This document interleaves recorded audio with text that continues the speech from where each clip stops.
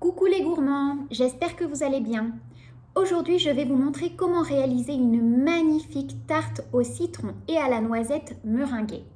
Cette recette intitulée Sous les nuages de Menton va vous faire voyager.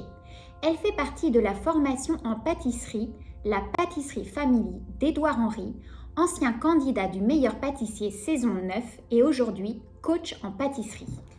J'ai aussi le plaisir de partager avec vous un code pour que vous puissiez recevoir un cadeau de la part d'Édouard. Le code, c'est tout simple, c'est Cuisine en scène. Il vous suffira de contacter Édouard par message privé sur son compte Instagram.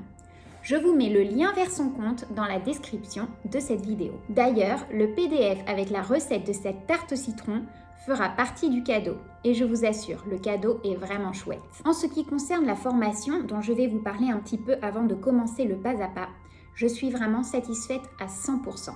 La formation d'Édouard contient plein de recettes de pâtisserie, plutôt classiques, mais avec une technique vraiment affinée. Et il est très professionnel. Il a filmé toutes les recettes pas à pas, sans couper les étapes, sans accélérer, ce qui fait que si vous les faites en même temps que lui, avec une tablette ou avec votre téléphone, vous irez au même rythme. C'est vraiment un avantage parce que souvent les tutos sur YouTube ou dans d'autres formations sont accélérés et donc vous n'avez pas la réalité. En plus de ça, les vidéos sont disponibles toute la vie. Elles sont préenregistrées, vous avez un accès à une plateforme en ligne et donc vous pouvez les regarder à votre rythme dans l'ordre que vous voulez, même si je vous conseille de respecter l'ordre préconisé. Il y a aussi des fiches recettes pour chaque recette qui sont téléchargeables et qui sont aussi imprimables et donc vous les aurez sous la main pendant que vous réalisez la recette. C'est vraiment pratique. En plus, vous aurez accès à un groupe Facebook privé dans lequel vous pourrez échanger avec les autres membres de la pâtisserie Family et Édouard vous lancera des challenges et vous mettra des recettes supplémentaires. Toutes les masterclass en live qui sont filmées et auxquelles vous ne pouvez pas assister parce que vous n'êtes pas disponible sont rediffusées également sur la plateforme, ce qui fait que vous pourrez les regarder quand vous voulez. Et en plus, ce sont des recettes supplémentaires qui sont ajoutées à toute la liste des recettes de la formation. Pourquoi est-ce que je me suis laissée convaincre par cette formation alors que j'avais déjà un très bon niveau en pâtisserie ou un bon niveau en pâtisserie? C'est parce que j'ai pensé que ça pourrait être bénéfique pour moi et pour vous mes fans de sortir un peu de ma zone de confort et de recommencer à faire des choses un peu plus complexes, un peu plus techniques, un peu plus impressionnantes. Et Édouard a eu raison là-dessus. Je pense aussi que ça vous permettra de comprendre qu'avec un bon coaching comme celui d'Édouard, avec des pas à pas détaillés, avec des belles vues de tout ce qui se fait pendant la recette, vous pourrez réussir à faire de belles pâtisseries dignes de professionnels comme Édouard, comme moi, comme les autres et comme d'autres bons pâtissiers.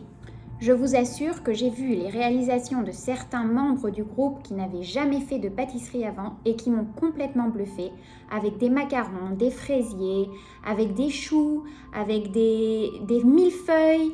Il y a de tout, il y a même des entremets exotiques exceptionnels. Maintenant, ce qu'il vous reste à faire, c'est de contacter Édouard Henry par Instagram pour vous renseigner sur le cadeau grâce à mon code et sur la formation si elle vous intéresse. Sans compromis bien sûr, ne vous inquiétez pas. Après ce beau discours, je pense qu'il est temps de découvrir le pas à pas de cette merveilleuse tarte au citron et noisette meringuée sous les nuages de Menton.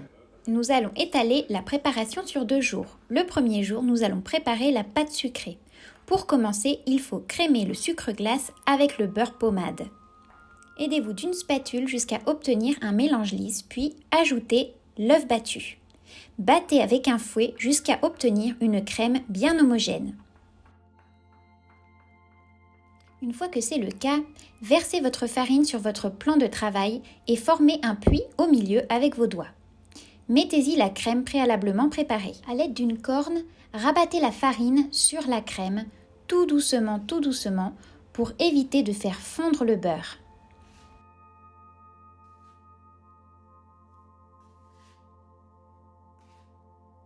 Petit à petit, coupez la crème avec la corne de manière à former des petits tas de pâtes qui vont commencer à grandir au fur et à mesure. N'abusez pas pour éviter de faire fondre la crème avec le beurre. Rassemblez la pâte grossièrement, puis vous allez la fraiser, c'est-à-dire que vous allez l'écraser 3 fois sur le plan de travail pour éliminer les gros morceaux de beurre. Ramassez-la avec la corne jusqu'à former une boule.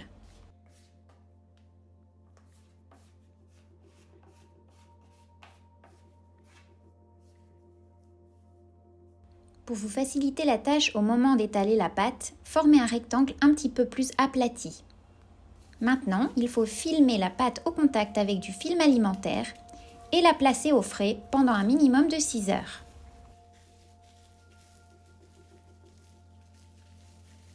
Dans l'après-midi ou quelques heures plus tard, pendant que la pâte est au frais, nous allons faire notre crème de noisette. Pour cela, nous allons crémer notre beurre pommade avec le sucre.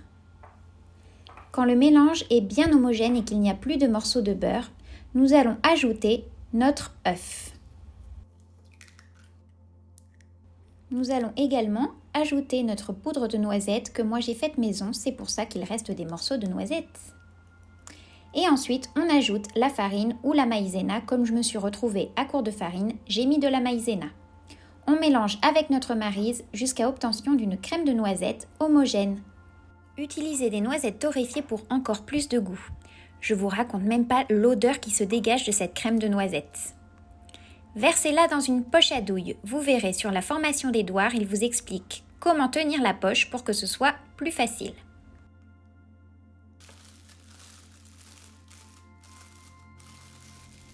Une fois votre poche remplie, vous pouvez la fermer. Moi, j'utilise des pinces et vous la réservez au frais. Passons à la confection du crémeux citron. Dans une casserole avec le sucre et le zeste, nous ajoutons les œufs et les jaunes et le jus de citron. Ajoutez la fécule de maïs et fouettez vivement pour obtenir une crème plutôt lisse. Quand le mélange est bien lisse et qu'il n'y a plus de grumeaux de maïzena, mettez-le sur le feu et à l'aide d'un thermomètre, faites-le chauffer tout doucement jusqu'à ce qu'il atteigne 84 degrés, pas plus. Vous verrez, il se forme de petites bulles. Et à un moment donné, la température est atteinte et hop, c'est à ce moment-là qu'il faut retirer la casserole du feu le plus vite possible.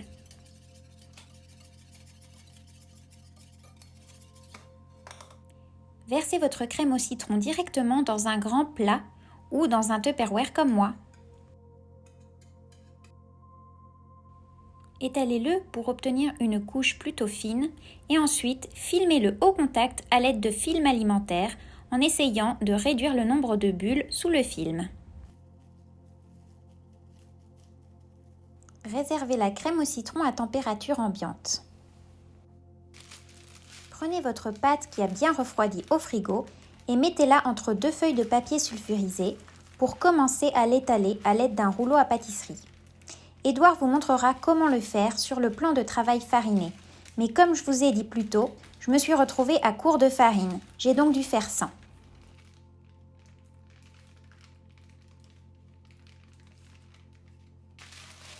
Allez-y doucement pour éviter de trop ramollir la pâte. Vous devez obtenir une pâte plus grande que le diamètre de votre cercle. Édouard vous révèle l'équation qui vous permettra de calculer le diamètre de la pâte que vous devrez découper. Retirez les surplus de pâte et surtout ne les jetez pas, vous pourrez en faire des petits sablés. En vous aidant du rouleau, déposez la pâte sur le cercle à pâtisserie. Retirez le papier sulfurisé délicatement. Faites adhérer la pâte au bord et au fond pour qu'elle soit bien foncée et qu'elle ait une épaisseur égale un peu partout.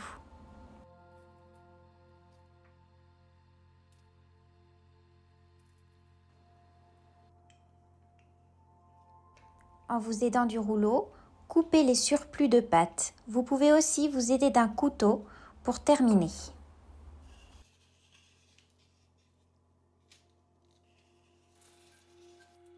Récupérez les restes de pâte et mettez-les avec les autres restes précédemment récoltés. Ça va être des petits sablés. Égalisez bien les bords de la pâte avant de la placer au frigo. Nous allons la mettre au frais jusqu'au lendemain.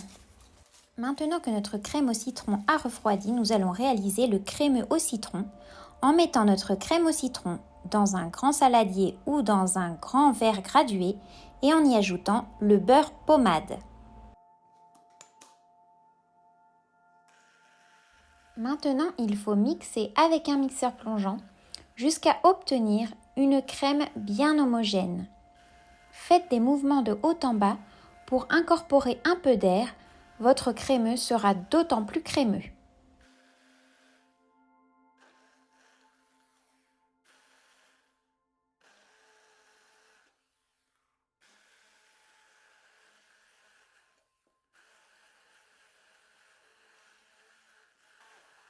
Voici la texture que l'on veut obtenir.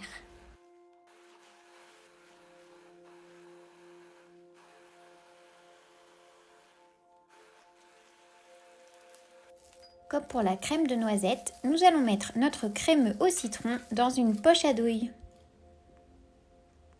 Et une fois que notre crémeux est mis en poche, nous refermons notre poche avec une pince et nous plaçons ça au réfrigérateur. Jusqu'au lendemain.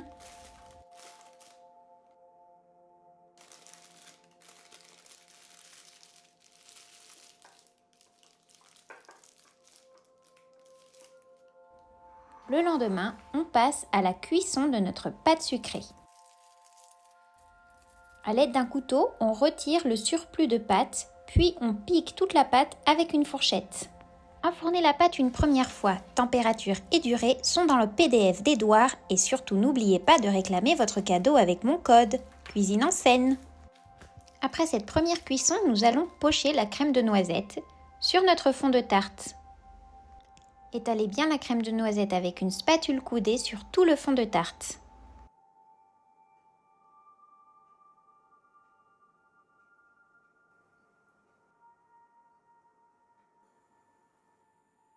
Remettre au four pour une seconde cuisson. À ce moment-là, la crème de noisette n'est pas tout à fait prise. C'est pas grave, on retire le cercle.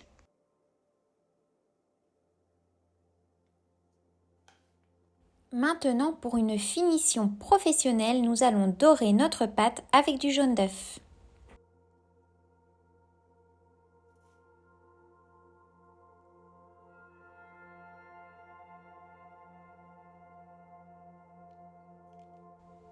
Et c'est reparti pour un petit tour au four. Ça y est, notre fond de tarte est cuit, définitivement cuit. Une fois qu'il a refroidi, on le transfère sur un plat. Le moment est venu de pocher le crémeux au citron sur la crème de noisette. Attention, la tarte doit être froide.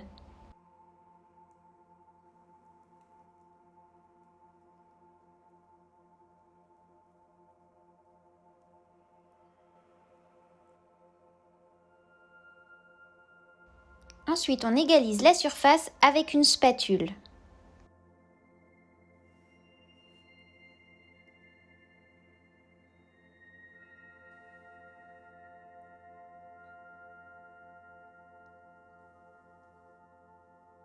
Réservez ça dans un endroit frais et sec de préférence. Préparons donc la meringue italienne. Pas de panique, c'est du sucre roux, c'est pour ça que c'est marron. Pendant que votre sirop arrive à température, vous montez vos blancs. Quand il arrive à la bonne température, vous le versez le long de la paroi du robot sans toucher le fouet, sur les blancs qui seront montés et déjà un peu mousseux. Fouettez vivement jusqu'à ce que la meringue refroidisse.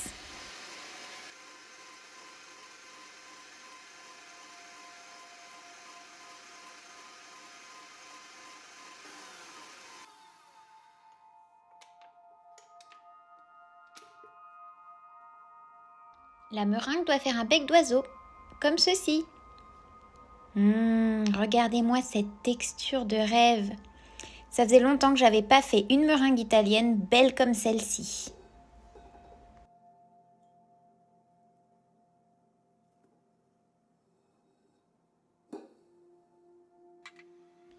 Mettez la meringue dans une ou deux poches à douille avec des douilles cannelées. Comme mes poches étaient petites, j'en ai utilisé deux différentes.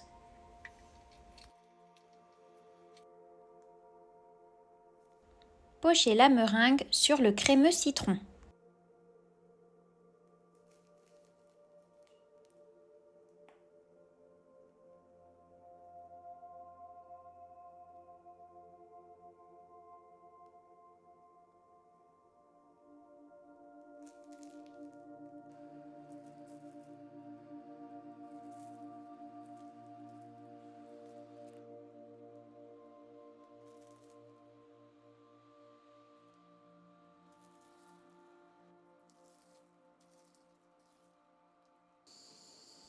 Et maintenant, un de mes moments préférés, c'est dorer la meringue à l'aide d'un chalumeau.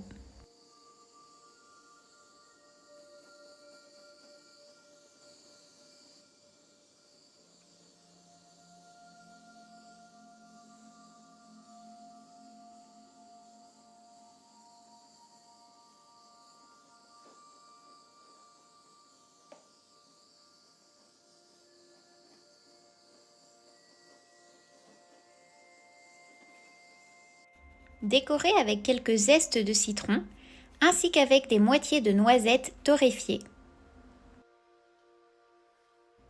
Moi, je trouve que cette pince, c'est vraiment super pratique. Et voilà, notre tarte au citron meringuée est prête. Le moment de la découpe, c'est toujours la satisfaction suprême. Regardez-moi ça, on voit toutes les couches se dessiner. D'abord, la pâte sucrée, ensuite la crème de noisette, puis le crémeux au citron et enfin la meringue légèrement dorée avec un chalumeau. Ce qui est chouette avec la tarte au citron, c'est que tout le monde aime ça.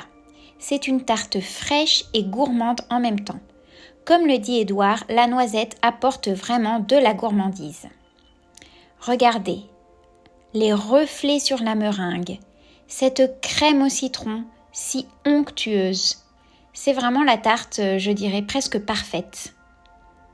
Alors, cette dégustation, qu'est-ce que ça donne ?